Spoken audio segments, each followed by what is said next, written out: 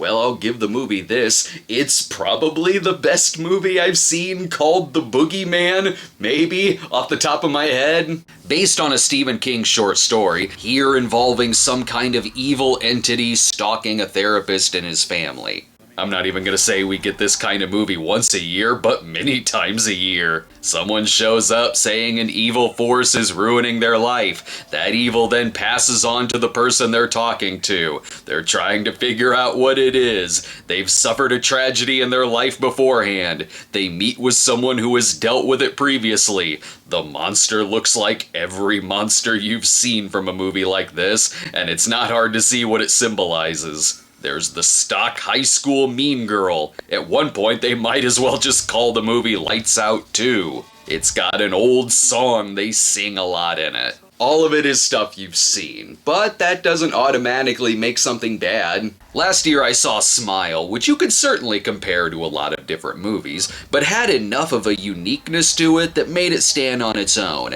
This one is kind of in between. It's not a great film at all, but it isn't on the lower end of things like Grimcutty, because there's just enough stuff that surprisingly makes it okay. The acting is fantastic. That's one of the main things that helps carry it, because these actors are so good here that you really do feel sorry for this family, and I was rooting for them the whole time. I could have used more Chris Messina, though. As for the scares, there are parts where they do get some well-earned startles out of it. I'd be sitting there like, well, this all looks familiar, but then something genuinely creepy would happen. They even get a good jump scare out of a video game at one point. Like I said, it's not a great film. It's not even one you need to rush out and see unless you're with some friends and want to see a late night horror movie.